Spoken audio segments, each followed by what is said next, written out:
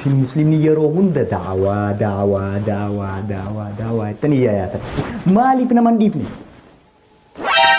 akka itti nama amansiisan yoo hin beekne maaliif nama hin dhiifne maali rakkinni keessa nuti dalagaan teenya yeroo hunda barsiisuu fi yaadachiisuu haqa rabbiin subhaanahu wa ta'ala qur'aana isaa keessatti dubbate hundaa'u beeksisuudha.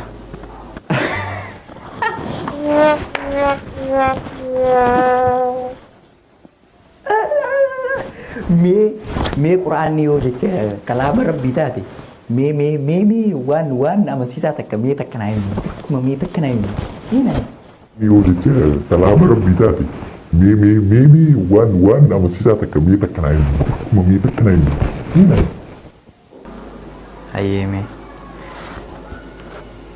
oksijiiniin duniyaa tanarra jiraachuu isaa qoratamee yoomirra ga'a? bara 1772 sirri oksijiiniin hoo marga irraa akka namaa dhufu qorannoon isaa yoom ture qoratamee yoomirra ga'a?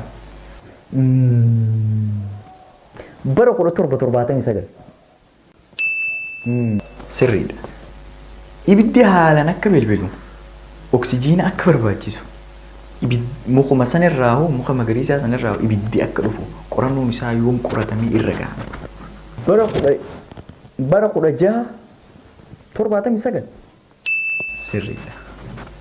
Tole garuu obboleessa kiyya waan si gaafadhe kana hundaa'u rabbiin subhaanahu wa ta'aalaa qur'aana isaa keessatti amata 1400 dura lafa kaa'ee jira.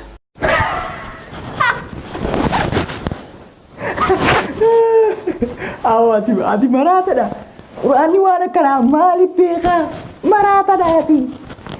Maraataa sammuu teetanii. Qur'aanni waan akkanaa eessatti beekaa? Akkatti haala dubbata.